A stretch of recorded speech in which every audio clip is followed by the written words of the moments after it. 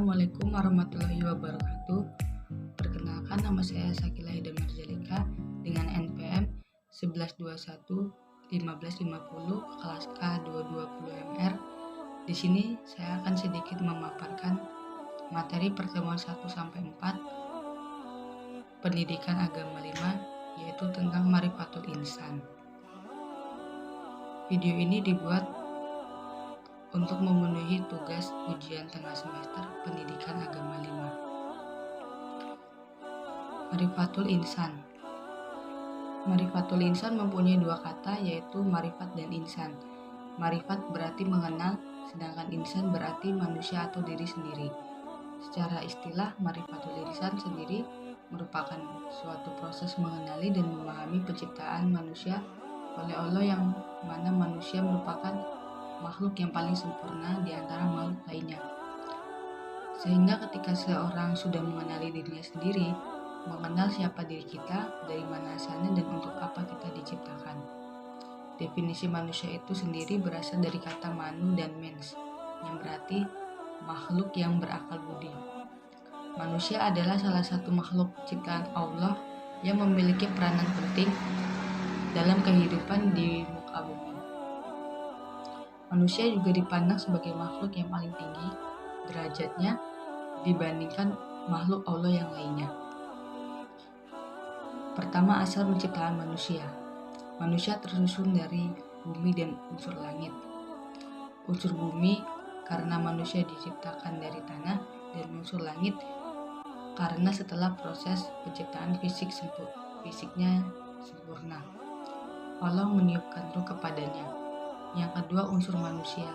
Dilihat dari asal penciptaannya, manusia tersusun dari unsur bumi karena manusia diciptakan dari tanah, dan unsur langit karena proses penciptaan fisiknya sempurna, Allah meniupkan ruh kepadanya. Dari dua unsur itu, berdasarkan fungsinya, manusia disimbolkan dengan tiga unsur utama, yaitu hati, akal, dan jasad. Ketiga, ada amanah manusia. Pertama, ada amanah al-ibadah. Dalam kehidupannya di dunia ini, manusia diberi tugas-tugas agama, yaitu mengerjakan perintah dan menjauhi larangannya, di mana jika dikerjakan mereka akan mendapatkan pahala, dan jika ditinggalkan mereka akan mendapatkan siksaan. Kedua, ada amanah kepemimpinan di muka bumi atau al-khalafah. Dijadikan khilafah di bumi, maknanya adalah menugaskan manusia untuk mengelola bumi dan memberlakukan perintah-perintah Allah. Di antara tugas khalifatul fil ardi ialah menegakkan hak dan keadilan di muka bumi, membersihkan alam ini dari perbuatan najis, syirik, fasik, serta meninggalkan kalimat Allah. Keempat, ada balasan. Mereka yang melakukan amal kebajikan akan memperoleh balasan kebaikan yang setimpal, bahkan pahala yang lebih baik dari apa yang mereka kerjakan. Sementara balasan bagi orang-orang yang ingkar kepada perintah-perintah Allah Subhanahu wa Ta'ala adalah azab yang keras yang setimpal dengan keingkarannya itu. Selanjutnya saya akan membahas tentang makhluk. Menurut Kamus Besar Bahasa Indonesia atau KBBI, makhluk adalah sesuatu yang dijadikan atau yang diciptakan oleh Tuhan, seperti manusia, binatang, dan tumbuh-tumbuhan. Pertama, ada lemah. Manusia juga diciptakan oleh Allah Subhanahu wa Ta'ala dalam keadaan lemah. Terkadang manusia mengalami lemah tekad, lemah iman, dan lemah kesabaran.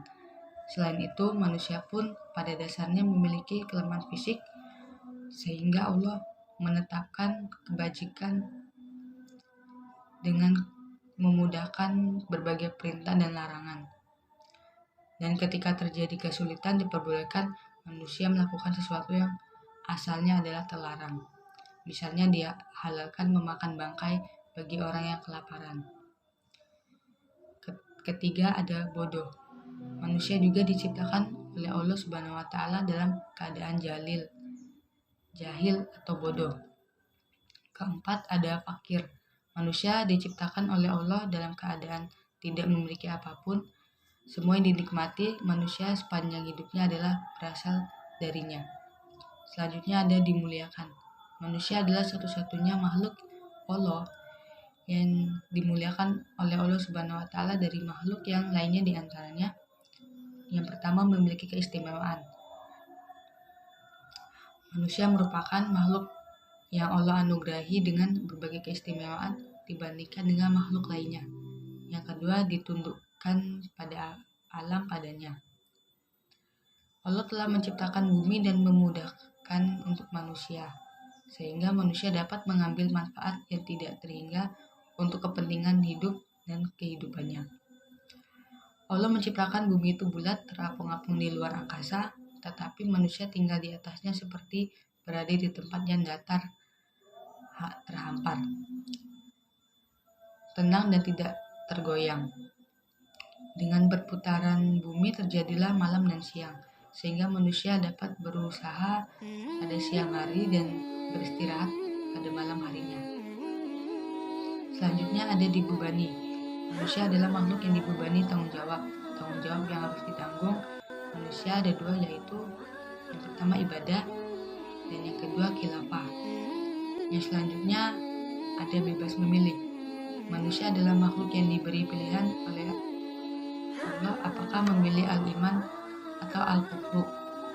Allah telah menunjukkan kepada manusia jalan kebaikan dan jalan kejahatan, dan telah diberikan pula manusia akal untuk membedakan mana yang baik dan mana yang buruk, sehingga ia dapat memilih yang baik untuk dikerjakan dan yang buruk untuk ditinggalkan. Selanjutnya saya akan membahas tentang takokul insan atau potensi manusia. Menurut Kamus Besar Bahasa Indonesia, potensi adalah kemampuan yang mempunyai kemungkinan untuk dikembangkan, sedangkan manusia menurut KBBI adalah makhluk yang berakal budi, dan dapat disimpulkan potensi manusia adalah sesuatu hal yang memungkinkan seseorang dapat mengembangkan kekuatan. Menurut pandangan Islam, potensi manusia adalah suatu anugerah yang Allah berikan karena Allah menciptakan manusia dalam bentuk yang sangat sempurna dengan kemampuan. Maka dari itulah Allah membekali manusia dengan segala potensi yang ada dalam dirinya. Potensi itu meliputi potensi jasmani fisik, rohani, spiritual, dan akal mind. Ketika potensi ini akan memberikan kemampuan kepada manusia untuk menentukan dan memilih kehidupannya sendiri.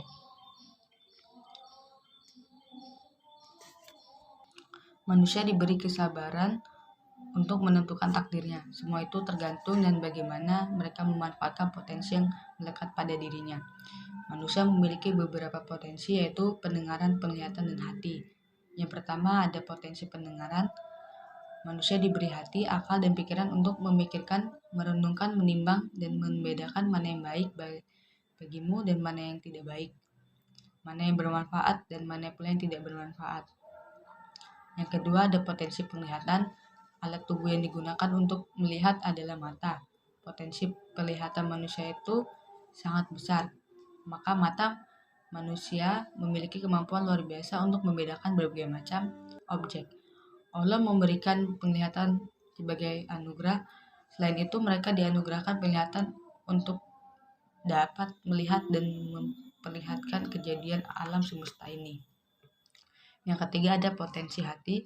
Menurut Al-Ghazali dan Al-Muhasib, hati adalah raja yang mengawal semua kegiatan yang berlaku pada roh, nafsu, dan akal. Hati jugalah yang mengarahkan kelima panca indera manusia untuk melakukan kebaikan atau keburukan. Selanjutnya al-mas'uliyah atau tanggung jawab. Tanggung jawab adalah kesabaran dari manusia terhadap semua tingkah laku dan perbuatan yang disengaja ataupun tidak disengaja. Tanggung jawab untuk juga harus berasal dari dalam hati dan kemauan diri sendiri atas kewajiban yang harus dipertanggungjawabkan. Selanjutnya saya akan membahas tentang ma'rifatul insan. Yang pertama ada nafsul insani atau jiwa manusia. Nafsul insan dari dua kata yaitu nafsu dan insan. Nafsu berarti sebuah perasaan atau kekuatan emosional yang besar dalam diri seorang manusia. Sedangkan insan berarti manusia atau diri sendiri. Yang kedua ada jiwa. Dalam berbagai agama dan filsafat, jiwa adalah bagian yang bukan jasmania dari seseorang. Dengan demikian dapat disimpulkan jiwa adalah pandangan Islam adalah diri manusia sendiri yang menyebabkan adanya kehidupan. Sedangkan dalam pandangan psikoanalisis, jiwa diartikan sebagai suatu keadaan dalam diri manusia yang terdiri dari keadaan sadar dan keadaan tak sadar. Dan kedua keadaan tersebut yang mendorong untuk melakukan suatu perbuatan adalah alam tidak sadar. Oleh karena itu, dalam pandangan psikoanalisis, sesuatu perbuatan yang dilakukan oleh manusia berasal dari alam tidak sadar, baik itu perilaku yang baik maupun perilaku yang tidak baik. Jika dilihat dari definisi jiwa dalam Al-Quran, di mana jiwa adalah sifat yang mendorong manusia untuk melakukan suatu perbuatan, maka ada sedikit kemiripan dengan definisi jiwa dalam pendekatan psikoanalisis.